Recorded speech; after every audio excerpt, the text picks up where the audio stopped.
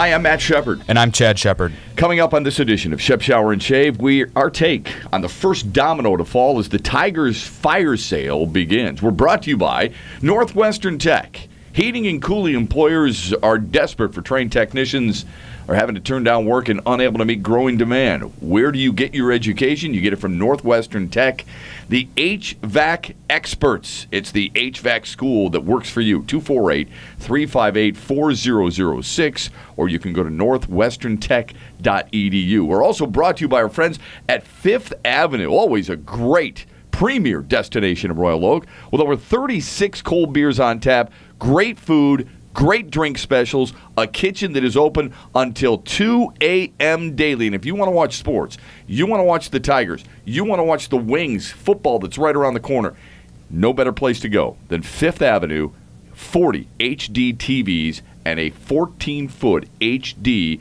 projection screen. Folks, I was just out there with Mark Spindler, the former Lion, recently. We had a great time in our podcast, and the outdoor deck is just fantastic. He couldn't get over it. We're also brought to you by Nate Noth, who does our design for Shep Shower and Shave. And if you want something done, what a great place to go. You can find him on Facebook, on Instagram, and you can go to his website, Nate at goldwellstudios.com.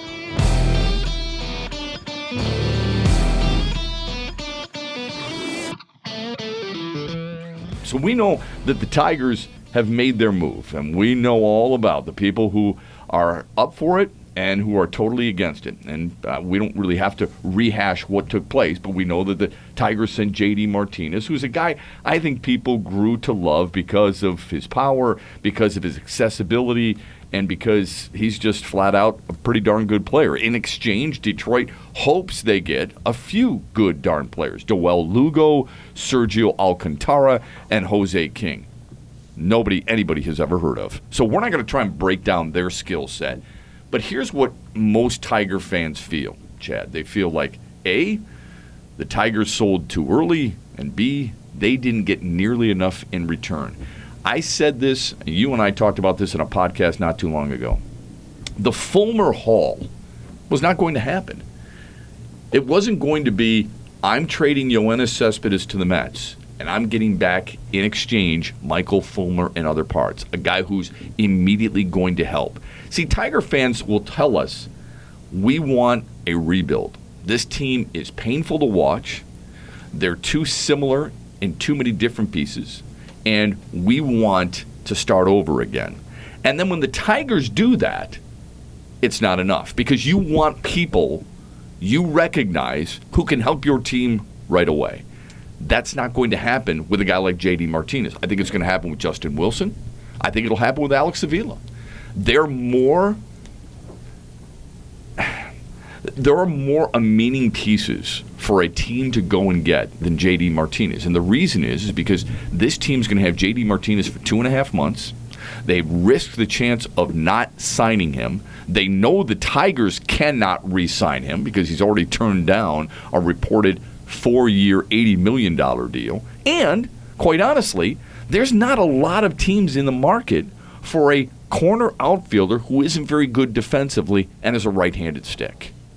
Right, let's take a look at the playoff race, and you go up and down that list of the teams that might be buyers, and you say, who needs a guy like that? And it's not as long a list as I think we might have hoped maybe a month ago. There's not many at all. That's just cold hard facts. That it sucks to learn that, but that's kind of the state of reality here, where maybe the market for J.D. Martinez wasn't what we thought it was. Now, the interesting component to this is, did they sell early? The trade deadline is still 12 days away, or 13 when they made the actual deal. Yeah.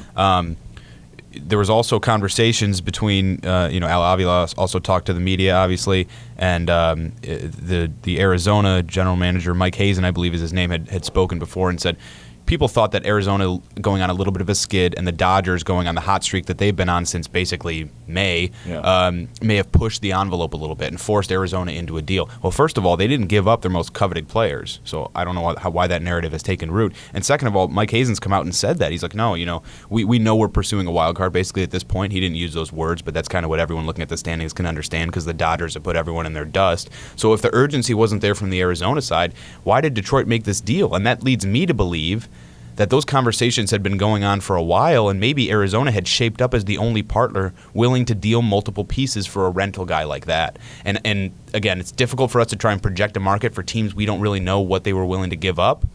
But if Arizona was the only team willing to throw a third player in that prospect pool, and we were looking at mediocre prospects coming from other organizations as well, maybe it wasn't going to get a lot better. I'm not totally sold on that idea, because that's the one thing that probably pisses me off the most about this whole narrative about everything, is that you probably could have waited longer and maybe got at least the same deal. And it's difficult for us to speculate on that, but well, what if Arizona is basically saying, you got to take it or leave it, we're going to move on to another guy then? You're right, and the fear there is then you're going to lose JD for nothing, but well, you get a 4th-round draft pick. If you lost him for nothing, that's all you're getting. It's effectively nothing. Here's the other thing. We need to, in reading a lot of different articles, the belief was that these talks reached peak level or stirred up even more interest over the All-Star break, okay? After that skid we talked about on the West Coast. And yeah. The thing about this is you're getting and I said this was the negative associated with JD Martinez. As much as we first of all, and I'm sure we're a lot like a lot of other markets, we overvalue the players we have because we see them on a day-to-day basis. We see the players and their performance. We see the managers and his mistakes. So we magnify everything that they've done for us or haven't done for us and feel like they're either much better than they really are or much worse than they really are. JD Martinez is a good player. There's no question. Is he as good as Yoenis Cespedes when Cespedes was dealt? The answer to that is no. Cespedes was an all-star. Cespedes was a home run hitter, but he was a really good defensive player, and he's got a great arm. And the Mets had a bigger hole. And the Mets had a bigger hole and a bigger need. JD Martinez does not check those boxes off. For most teams, JD Martinez is possibly a designated hitter, okay? JD Martinez also, understand this. I mean, you got to try to put yourself, I think, in a general manager's office and say, I've already tried to re-sign this guy. I can't afford another big contract. I got Victor Martinez at $18 million next year. I got Miguel Cabrera for another 5 years at $28 and $30 million. I got Justin Verlander for another 2 years at $28 million. I've got Jordan Zimmerman at over $20 million. I've got Justin Upton at $22 million. There's 5 guys right there, Chad, well over $100 million of your payroll. I can't afford another $20 million a year player. That's why they tried to trade him in the offseason. The market wasn't there. They thought if we get close to the trade deadline and we're out of it, his market value will be higher. It's much like Justin Wilson. It's much like Alex Avila right now. Maybe it's a lot like Justin Verlander to a certain extent. But the other general manager's saying the same thing. I'm getting this guy for 2.5 months. I hope it pays off, but I don't know if it will. I also know that J.D. Martinez has had some injury issues. I also know J.D. Martinez is not very good defensively. There's a lot of good about J.D. Martinez. There's also plenty of bad to make you speculate on why teams wouldn't want him. Right. Isn't that fair? Absolutely. And I think we had discussed before why he was a better fit for NL teams because they were willing to take on that defensive deficiency, so to speak. And in the AL teams, he wasn't quite as attractive to. Now, we've also talked about how maybe the need just isn't quite there. It's not as pronounced this year. It's a cyclical thing. And people talk about the market and this big abstract thing. The market's not a tough read.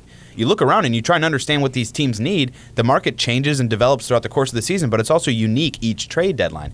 This year's market is not the same as last year's, not the same as the year before. Right. Things change. The impending free agency class has teams saving their money. They want to drop the cash on Bryce Harper, on all these guys that are going to come out in free agency in the next couple of years.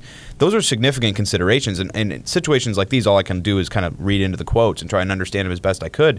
I look at what Al Avila said, and he said, unlike what you might see reported where you think there's 29 clubs out there knocking on the door, it's not like that. No. The options are somewhat limited, and you have to go with the teams that really want the guy or put forth the effort. Now, those last couple lines give me a little bit of pause because it's saying, okay, well, I don't really care how long Arizona had the conversations with you. Put in the effort. This is not a dating situation where you feel there's some something needs to be recouped or you need to get something for your investment.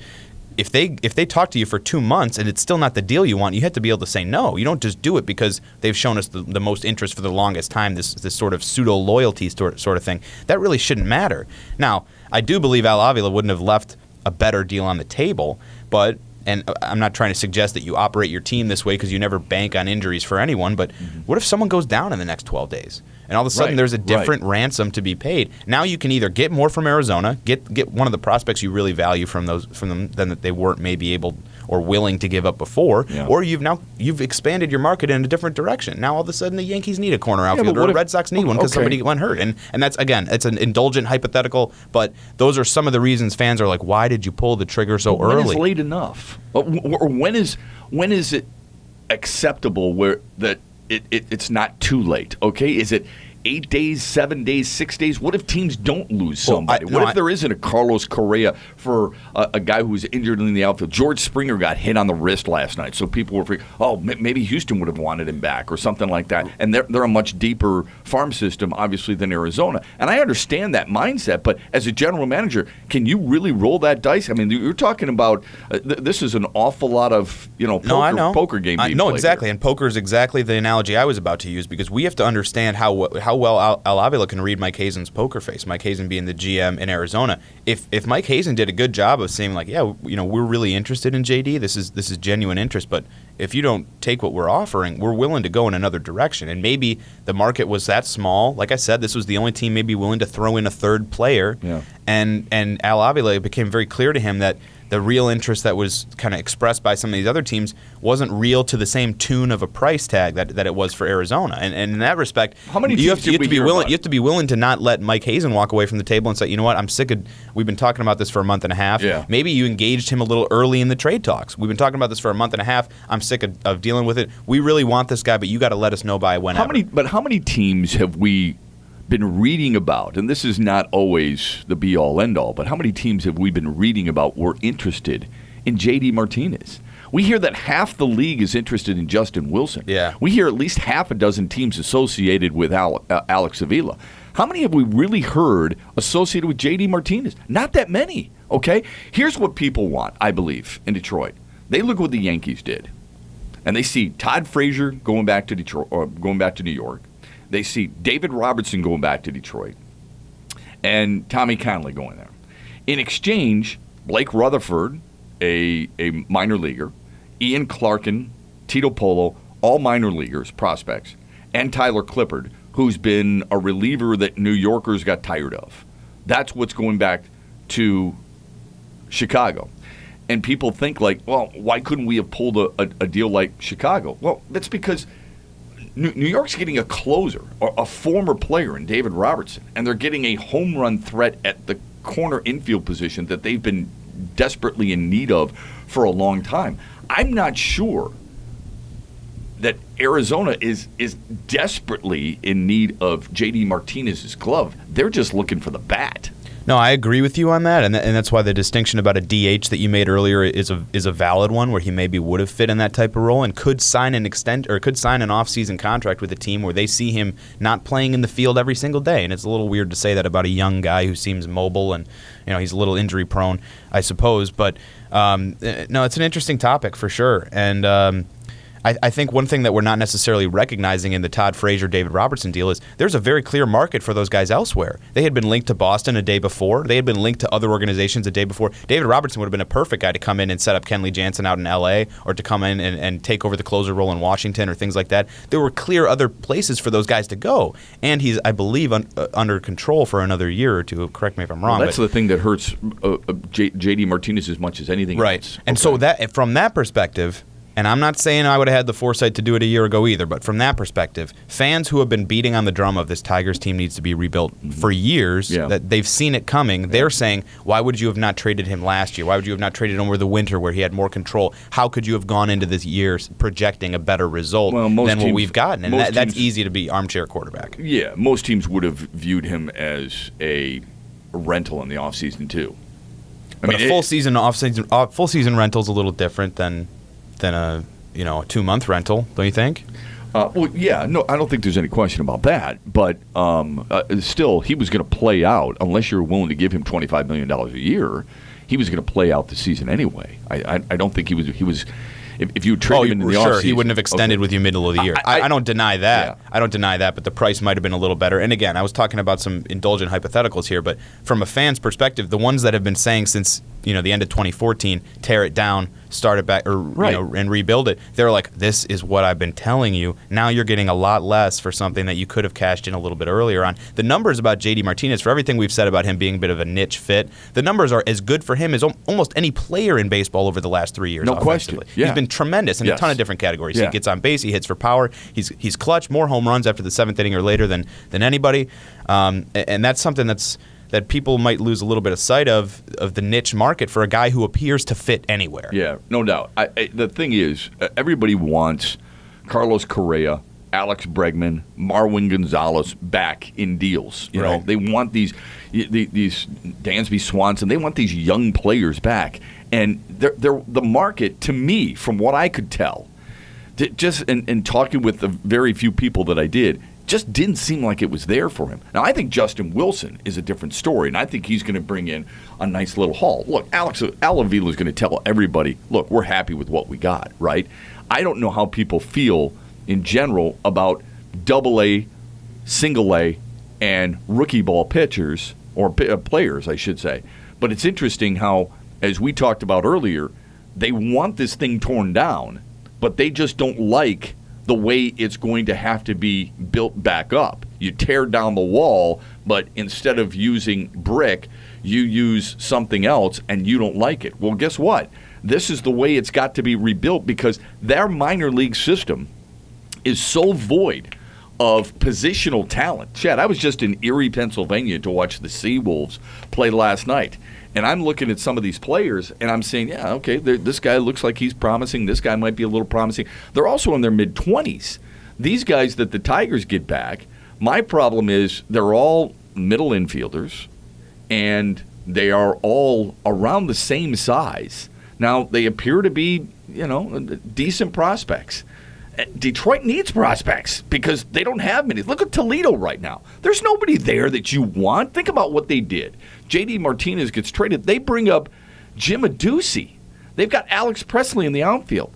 Toledo's down in the minors. They're playing with Brandon Ryan and Omar Infante. Okay, look at the average age of Toledo. You got to go to Erie to see where some of these guys are going to be the long-term solutions for the Tigers. And Lugo is going to go right to Erie, and he's probably going to play third base there. And maybe, I look at it this way, when you see Lugo and his third base prowess and supposedly very good hands and defensive, it looks like Nick Castellanos could be a future first baseman for this team.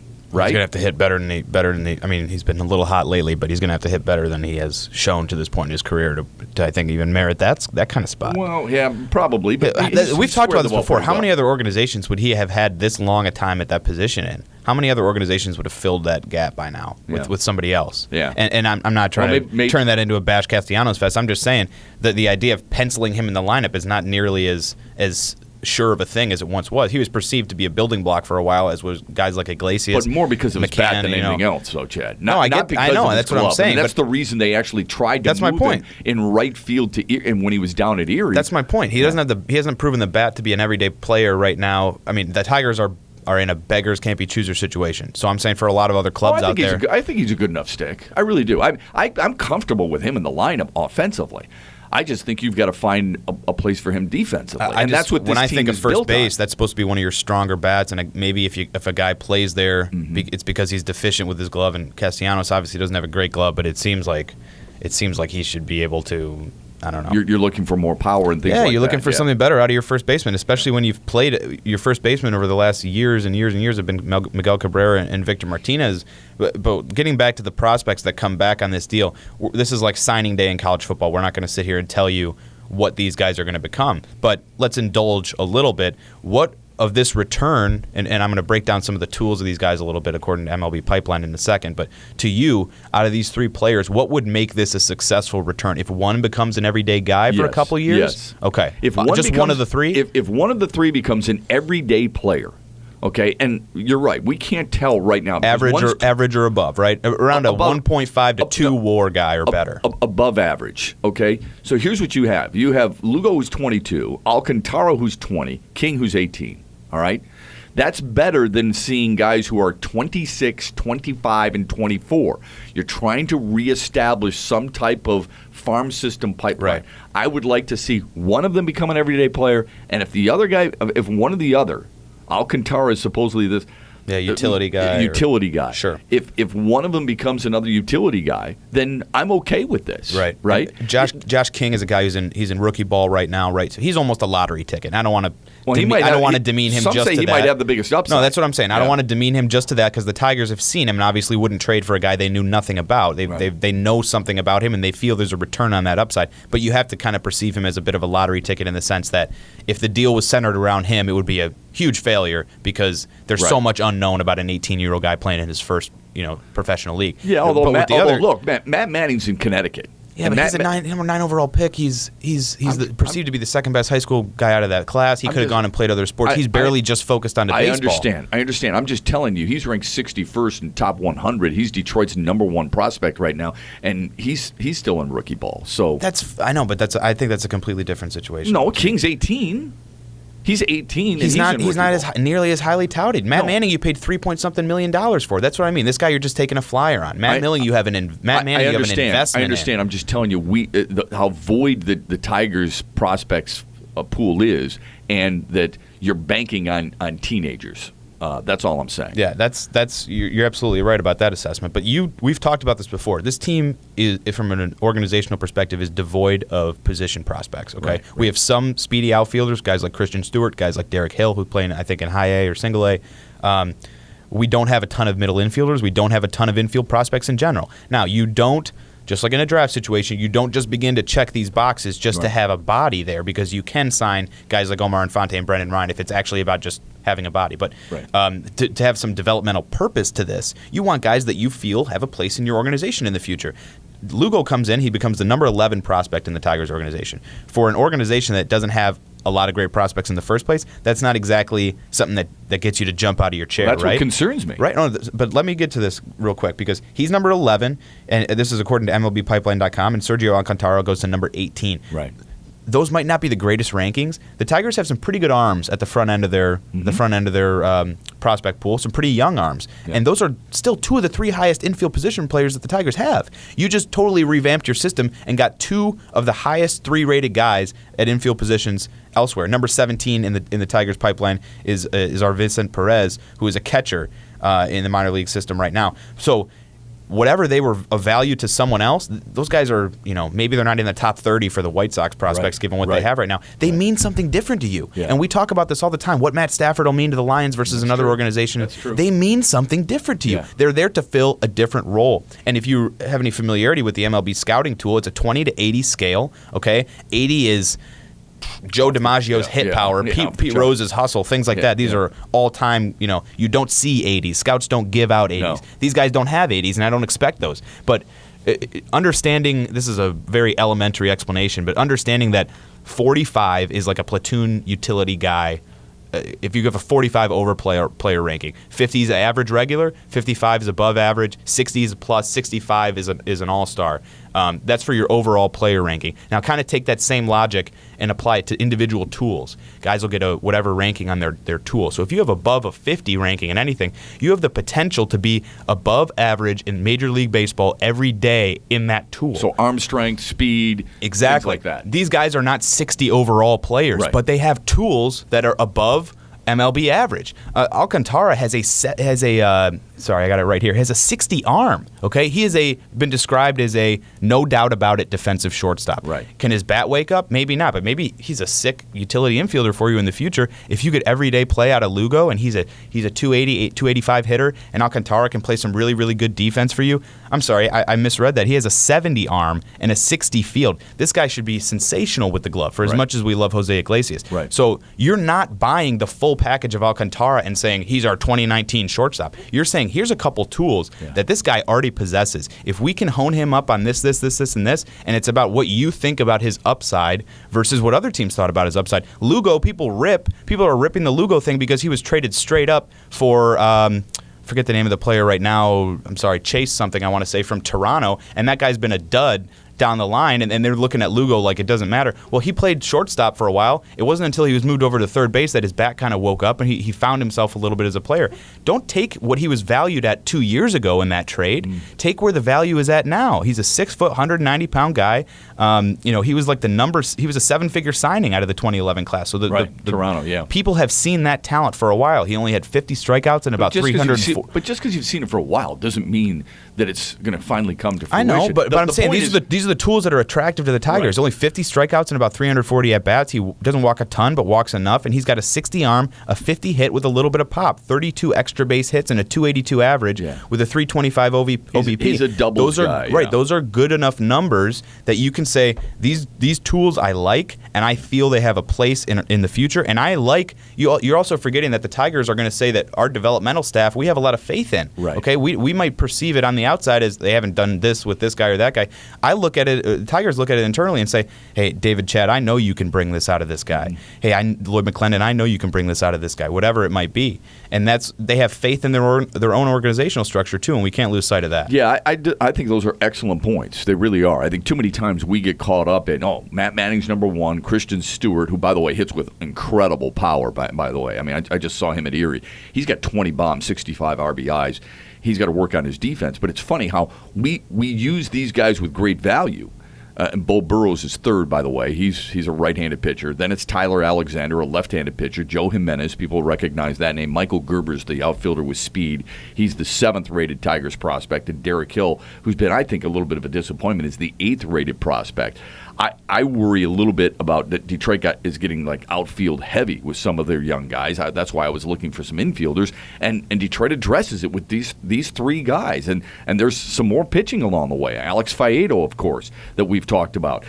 There are some other guys down in this system: Sandy Baez, Funkhauser, Ravenel, Moreno, Turnbull, some other guys that they feel pretty good about. Lance Pierce told me yesterday, we've got some arms that we've never had here before in Erie. We've got some guys who I think can be contributors, and Willie Blair is their pitching coach, that can be contributors at the big league level. What they've been lacking is those positional players. And like you brought up, there are certain things you look at and you say, hey, it's not the perfect product yet, but as you said, we've got some guys who can help them hone the other skills. The bottom line is, if you looked at 5 different values of certain players and they possess 3 strong values and you can improve the other 2, maybe that's where their mindset is coming from, and they feel like this is going to be a possible guy in the next couple of years who's going to help us if we can work on his stick. Right, and I think you and I do a good job of trying to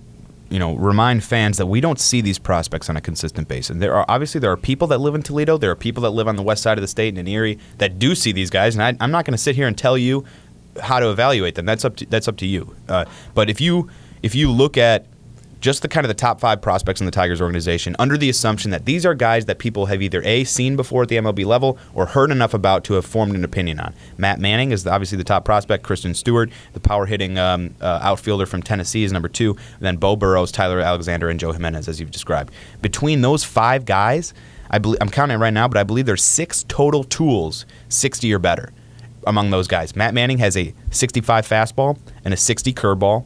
Okay? Christian Stewart does not have any tools 60 or better. Bo Burrows has a 60 fastball. Tyler Alexander has a 60 control. And Joe Jimenez has a 70 fastball, which is lights out, and a 60 slider. So correct me if I'm wrong, but I think that's 5 or 6 tools between the total top 5 prospects in the Tigers organization that are rated 60 or better. Just in Lugo and Alcantaras, you have a 60 arm in Lugo, and you have a 70 arm and a 60 field in Alcantara. That's 3 tools 60 or better in two guys who are now 2 of your top 3 infield prospects. I'm not saying they're going to be perennial all-stars. They are a lot better than what the Tigers had at that position at that time, and they show a lot more promise than the guys the Tigers had at that position at that time. Again. So you're taking 3 60-plus tools, guys that are ranked 11 and 18 in your system, when your top 5 guys only have 5 60-plus tools. And again, the problem I think Tiger fans have is, A, they don't know the guys. B, they see Keith Law from ESPN say Arizona has the 2nd worst farm system in baseball. He doesn't think much about Tiger prospects either. It never has. Yeah. And he'd rather rate board games. And I kind of understand that to a certain extent. And the other thing is, these guys aren't a quick fix anytime in the near future. We always talk about draft and develop, right? There are different ways to develop players and different ways to collect players. Trades, free agencies, Rule 5, and drafting. Well, Detroit's found a different way to acquire some much-needed talent with some guys who have some skill set, like you just talked about. Just because they're not going to help Detroit next year doesn't mean this isn't a good move for the near future for this organization. Now, I would say this. What it does is it scares the hell out of you for next year. Because right now, you're asking fans to go watch Justin Upton, Mikey Montauk, and Alex Presley / Jim Adducci. You're also asking them to watch Nick Castellanos, Jose Iglesias, Ian Kinsler, Miguel Cabrera, James McCann, maybe John Hicks, and a few other people. It's a scary situation right now with where this team is and where they're probably going to be next year. We talked about the albatross contracts ad nauseum throughout this podcast, and I mentioned it earlier. Think about this. How many teams in baseball have a best player who is 34 years old? There's like only there's only like 4. All right, Seattle, Robinson Cano, he's 34. Adrian Beltre, Texas, and Miguel Cabrera, who's 34. I mean, are there other teams? There might be one other team where you look at it and you go, God, okay, Yadier Molina, St. Louis. That's it. Everybody else. I don't know if he's the best player. Okay, he might not be. I'm talking. I'm not. It becomes a semantic pitchers. argument. Right. I get that. But yeah. you understand my point. Most teams, most really good teams, whether it be Houston, the Dodgers, the Red Sox, their best players are in their mid-20s. Right, and this is not a unique Tigers problem. The Red Wings have the same thing. It's an old core. Right. And that's what's frustrating for fans. And from it's a narrative that carries across both sports and across other ones really as well. If you're a Red Wings fan, you watched Chicago go from the cellar to where they went. Yeah. And now we're not in the same division, so we don't watch it up the same way. But if you're a Tigers fan, you've watched Kansas City go from where they were to where they are. Yeah. You've watched Cleveland go from where they were to where they are. And how have they done it? They've done it with young, inexpensive players that they find in the right places. Both Detroit teams in that sense have not done a good job, and I don't think anybody could argue otherwise. They've not done a good job finding young, cheap talent and developing it properly in their own system. But we also forget some of the difficulties these other organizations face. Kansas City was supposed to be the biggest seller on the market heading into this year, and they put themselves in just close enough position that they can actually make an attempt to chase a wild card down the stretch here. Yeah. Here's who's a free agent for them after the year. Eric Hosmer, Lorenzo Cain, Mike Moustakas, Alcides Escobar, a number of other relievers. Jason Vargas is a starting pitcher for them who makes $8 million. All those guys are gone after this year. You cannot re-sign all of them. Sure. I meant to say you can retain a couple of them, but they're all free agents. They're all going to, have the potential to see that the grass could be greener elsewhere. Kansas City's window doesn't look really all that wide open. Now, I know they got a World Series out of it, which is what the Tigers didn't, and the multiple trips to the World Series have done nothing but break the hearts of the Tigers fans over the last 10 or 12 years. But let's not pretend like these other methods don't have their drawbacks as well, or that Kansas City is going to come out of this situation nice and rosy. Now, it's very unique that you can build yourself the way Chicago has, where they have the prospects to deal without mortgaging their future. Houston has that. They can deal some of these guys without totally mortgaging their future. But Chicago, the White Sox, I think, are the greatest source of frustration for Tigers fans because we were, I don't want to say equal footing, but these were the two heaviest hitters in the division for a good stretch, I think, for the early and mid, or for the mid part of the 2000s into the late part of the 2000s, where we were dealing with Mark Burley and guys like that out in Chicago, and Paul Konerko and A.J. Pierzynski and stuff seemed to be Tiger killers. That was it was a 1-2 punch between the White Sox and Tigers. So we've seen these trajectories go different ways, but they had to hit a low that we haven't seen here yet in order to get where they're at right now, okay? They had to, Tigers talk about wasting monies. How bad was Todd Frazier in Chicago? Awful. He was god-awful. He hit like 182. He's still awful. He hit like 182. So if that's the guy who's supposed to be selling your tickets and he's like a big-ticket item, can you imagine if that was the best player the Tigers have had to watch over the last 4 or 5 years? Jose Quintana was their top ace. You wouldn't have 3 million fans going through the turnstiles. So I'm not saying that they did it wrong. They did it right in a lot of ways. But I am telling the Tigers fans who bitch and complain and want to go that way, you better shut the hell up if we do go that way then and not complain, and you still better support the organization because you're going to be the same people that crap all over it when that stuff's going on, and then you're going to want to dictate everything from your couch and chair about what other signing they should make next. Well, remember this, too. This is the same fan base that just ridiculed the Robbie Ray acquisition. You know, how could you get rid of Doug Fister and get a left-handed pitcher, Robbie Ray, who's not ready yet? He was rushed to the bigs, and now all the guy is a 25-year-old all-star and a guy who, you know, he's going to go over 200 innings for another season, and he's something that you could actually use in your rotation. Would you not love a guy like this who's got great poise and has got really good stuff, and for a second straight year is going to go over 200 innings? You better believe it. Here's what Tiger fans are constantly reminded of, though, and that is 1984. I mean, everybody wants that championship, and in 1984, guys came up together. Morris, Parrish, Gibson, Trammell, Whitaker, they all came together, right? Dan Petrie to a certain extent.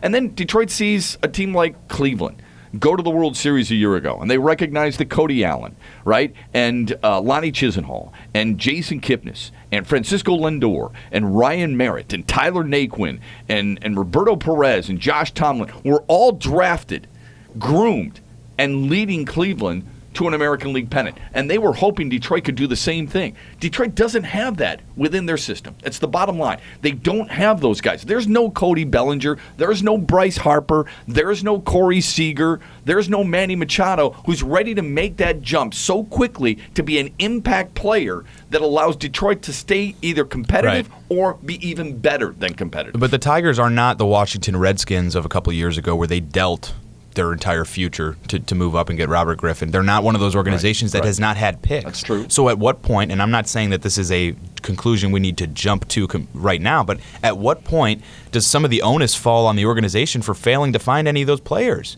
I mean, I know some of those guys are high-ranking signings. Guys like Cody Bellinger was drafted early, and he wasn't tough to find out that he was going to be a productive guy, even if you didn't see him producing the way that he's done right now. But at some point, the blame has to fall on the scouting staff and the organization for failing to find any diamonds in the rough, or maybe even some of the guys that you thought were supposed to be as close to a lock as you can get in the scouting department haven't panned out that way. So at what point does the evaluation take a little bit of a hit to say maybe your evaluators just aren't nearly as good as the evaluators elsewhere? And that, you know, for us to speculate on why that isn't necessarily the case. I don't know those individual scouts for the Tigers. I'm not going to pretend to tell you that they need to lose their job because I don't know enough about those conversations or exactly who is involved in what selection or what failure to make another signing. But when you do put your neck on the line, internally they know who's done that. There need to be repercussions when you're wrong and again after again after again after again. Now, you don't want to create an environment where if somebody swings and misses once, they think they're going to put their head on the chopping block, because that's when people will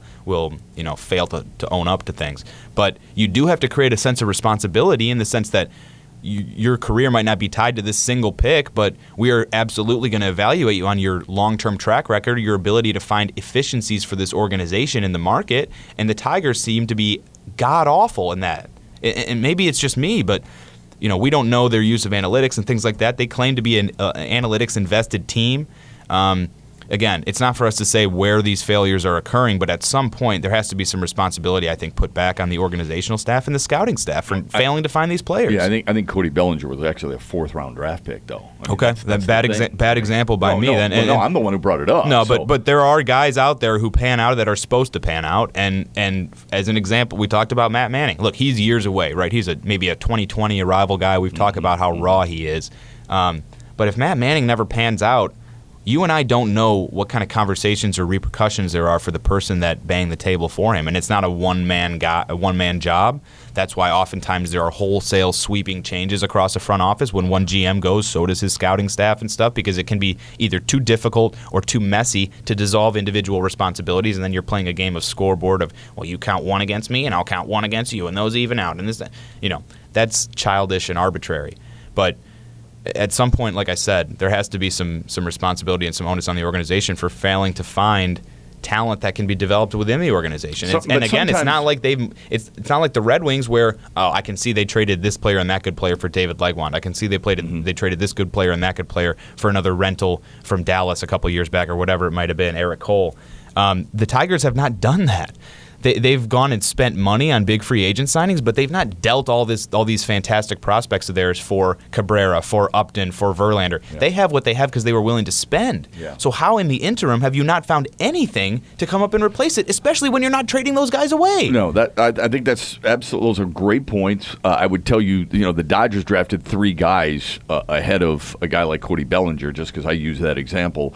There were plenty of they drafted a kid by the name of Brandon Dixon. I mean, has Brandon Dixon made some type of splash in the Dodgers system that I'm unaware of? But no, I think you're right about that. I mean, maybe Michael Gerber is a 15th round draft pick, might be one of those guys. But how can you not find more than what you've been able to do right now? And it's not like this team didn't have some room for guys either, or even Toledo or Erie have some room for some of these guys. So I'm with you. You brought up the Al Avila example and the drafting and so on and so forth.